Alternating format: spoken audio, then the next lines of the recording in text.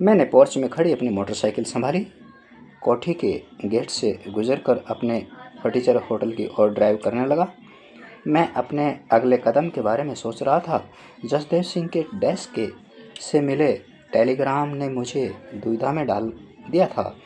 उसके मुताबिक कोई व्यक्ति सोमवार शाम को 7 बजे करीमगंज पहुंचा था और मंगलवार की सुबह 7 बजे वहां से चला गया था।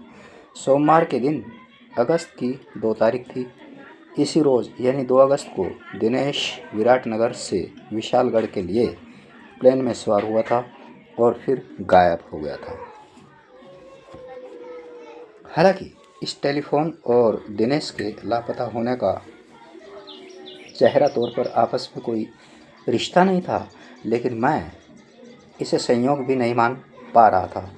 होटल लौटने की बजाय मैं एक कार रेंटल एजेंसी में पहुंचा, जिसका मालिक मेरा परिचित था और जसदेव सिंह के लिए काम करते समय मैंने और दिनेश ने दर्जनों बार उससे किराए पर कारें ली।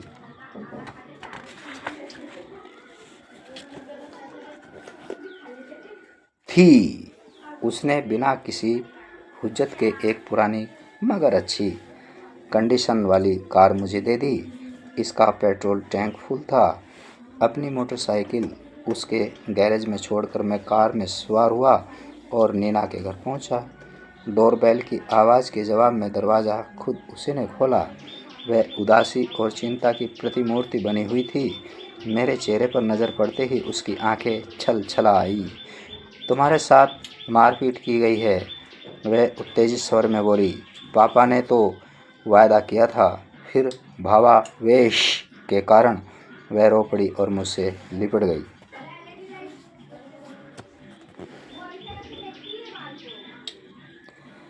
मैंने उसकी पीठ सहलाते हुए उसे स्वयं से अलग किया, फिर उसे ड्राइंग रूम में ले गया। तुमने मुझे फ़ोन क्यों नहीं किया था? वह सोफे पर मेरी बगल में बैठ गई। जानते हो, जब सब इंस्पेक्टर ने मुझे फ़ोन पर बताया कि वह तुमसे संपर्क नहीं बना पा रहा था तो मेरी क्या हालत हुई थी? सारी नीना, दरअसल बात यह है कि मैं शहर में ही नहीं था। और तुम्हारे गाल पर यह सूजन, तुम्हारे साथ किसने मारपीट की थी? पापा के आदमियों ने? नहीं, तुम्हारे पापा ने तो मुझे शहर छोड़ देने के लिए 5 लाख की रिश्वत देने की कोशिश की थी। यह दिलावर की करतूत है, मैं बोला। उसने मेरे एक दोस्त की हत्या भी करा दी है क्योंकि वह मुझे डराना चाहता था। उसने हाथों से अपना चेहरा ढक लिया। मुझे मत सुनाओ, वह सुबकती हुई बोली। तुम रकम लेकर यहाँ से दूर चले जाओ अजय। मैं उसकी कमर में हाथ डालकर उसे स्वयं से सटा लिया। नीना, मैंने उसके चेहरे से हाथ हटाते हुए पूछा, तुम चाहती हो मैं यहाँ से दूर चला जाऊँ? ओह अजय, प्लीज़ समझने की कोशिश करो, वह कंपित स्वर में बोली। मैं नहीं चाहती कि तुम यहाँ से कहीं चले जाओ। मैं नहीं चाहती कि जो कुछ तुम कर रहे हो उसे न करो, लेकिन मैं यह भी तो नहीं चाहती कि तुम मार डाले जाओ। मैं उसे प्यार से दिलासा देकर बड़ी मुश्किल से शांत कर सका। अब तुम क्या करने वाले हो? उसने सामान्य ढंग से पूछा। यहाँ से सोता सीधा मोती झील जाऊँगा। वह चकराई। मोती झील? वहाँ किस लिए? मुझे लगता है शायद वहाँ से दिनेश का कोई सुराग मिल सकेगा। उसने असमंजसता पूर्वक मेरी ओर देखा। मैं समझी नहीं। मोती झील से दिनेश का सुराग मिलने का क्या ताल्लुक है? यह तो आखिरी बार विशालगढ़ के प्लेन पर सवार होता देखा गया था। हाँ, और विशालगढ़ से मोती झील मुश्किल से 60 मील दूर है। वहाँ जसदेव सिंह की एक कॉटेज है। दिनेश अक्सर उसके और जगदीश के साथ वहाँ जाता रहता था, इसलिए मैं सोचता हूँ शायद किसी वजह से वह वहाँ गया हो। मैं खड़ा हूँ। अच्छा नीना, कल मुलाकात होगी? वह उठी और मुझे बाहों में भर लिया। अपना ख्याल रखना। दीर्घ चुंबन प्रदान करने के बाद वह बोली, अपने लिए नहीं, मेरी खातिर। अगर तुम्हें कुछ हो गया तो oh don't be silly Neena. मैं मुस्कुराया। जब तक तुम्हारा पापा मुझ पर मेहरबान है मेरा कुछ नहीं बिगड़ेगा। उससे विदा लेकर मैं मोती झील की ओर रवाना हो गया। उस वक्त 6 बज रहे थे। शहरी सीमा से बाहर आते ही मैंने 60-70 की रफ्तार से कार दौड़ानी शुरू कर दी। विराटनगर से मोती झील जाने के लिए विशालगढ़ नहीं जाना होता था, करीमगंज तक, जहाँ से मोती झील सिर्फ 24 मील थी। सीधी सड़क जाती थी। फासला करीब 200 मील था। करीमगंज से मोती झील का रास्ता पहाड़ी और चढ़ाईदार था। उस दिशा में करीमगंज आखिरी रेलवे स्टेशन था। सड़क से मोती झील जाने वालों को करीमगंज से होकर गुजरना पड़ता था, जबकि ट्रेन से जाने वालों के लिए ऐसा करना ज़रूरी नहीं था। करीमगंज से करीब 12 मील पहले एक छोटा सा स्टेशन था, बनसूरा।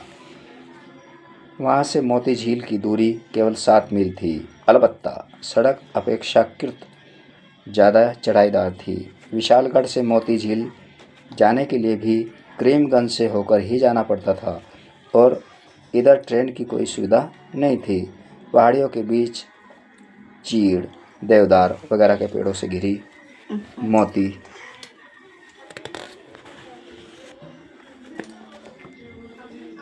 झील को प्रकृति ने सौंदर्य प्रदान किया था।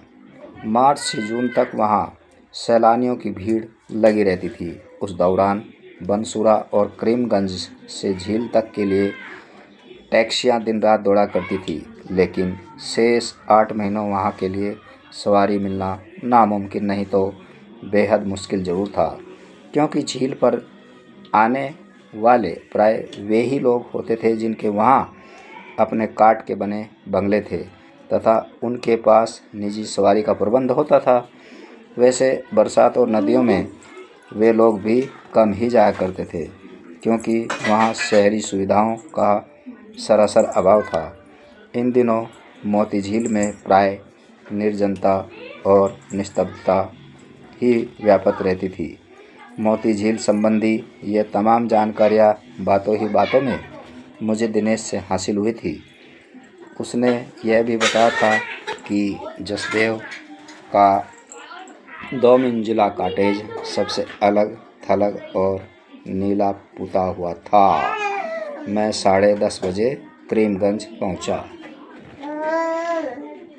लेकिन मोती झील तक मात्र 24 मील का फासला तय करने में मुझे 1 घंटा लग गया, क्योंकि आगे पहाड़ी चढ़ाई थी और सड़क सांप की तरह बल खाती हुई चली गई थी। आसपास में पूरा चांद चमक रहा था। हर तरफ दूधिया चांदनी छिटकी हुई थी, इसलिए हर चीज़ साफ नज़र आ रही थी। नीला 2 मंजिला कॉटेज ढूंढने में दिक्कत नहीं हुई। गेट खुला हुआ था। भीतर दाखिल होने के बाद मैंने हेडलाइट्स और ऑफ कर दी और कार एहतियातन दाईं ओर पेड़ों के एक झुरमुट के पीछे ले जाकर खड़ी कर दी। मैं कार से उतरकर कॉटेज की ओर बढ़ा। सावधानीवश दबे पांव कॉटेज का चक्कर लगाया। भीतर कहीं रोशनी अथवा किसी प्रकार की हलचल नहीं थी। न ही दोनों मंजिलों पर कोई खिड़की खुली नज़र आई। कॉटेज के आसपास या गैरेज में, जिसके दरवाजे की चौड़ी झिर्री से चांदनी की एक मोटी लकीर भीतर जा रही थी, किसी अन्य कार की उपस्थिति का कोई चिन्ह नहीं था। मैं प्रवेश द्वार के सम्मुख पहुंचा। वहां पीतल का बड़ा सा ताला लटक रहा था, जिसे खोल पाना या तोड़ पाना मेरे लिए नामुमकिन था। मैं कॉटेज के पिछले दरवाजे के पास पहुंचा। वह 2 पल्लों वाला दरवाज़ा था, जिसमें अंदर की तरफ सांकल लगी हुई थी। दोनों पल्ले आपस में मिले, उनके बीच थोड़ा सा फासला था। मैंने उस फासले में हाथ घिसोड़ने की कोशिश की, लेकिन उंगलियों का थोड़ा सा हिस्सा ही भीतर जा पाया। बार बार कोशिश करते रहने के बाद भी मैं कामयाब नहीं हो सका। मुझे खुद पर बड़ी खीज आ रही थी। विराटनगर से आती बाहर मैंने क्यों इतनी जल्दबाजी की? अगर मैं तसल्ली से सोच विचार करने के बाद यहाँ के लिए रवाना हुआ होता तो ज़रूर ऐसा कुछ इंतज़ाम करके आता कि यह दरवाज़ा बाधा नहीं बन सकता था। अंत में एक ही उपाय नज़र आया, टायर लीवर की मदद ली जाए।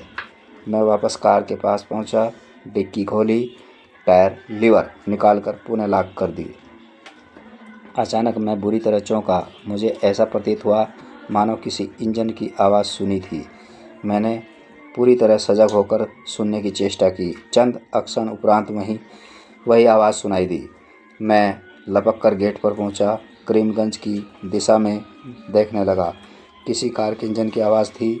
पल भर के लिए हेडलाइट की रोशनी दिखाई दी, फिर लुप्त हो गई। उस वक्त कार शायद मोड़ पर घूमी थी। धीरे धीरे आवाज़ तेज़ होती गई। हेडलाइट्स की रोशनी बार बार दिखाई देने लगी। कार तेज़ी से आ रही थी। मैं पलटा और अपनी कार की ओर देखा, लेकिन वो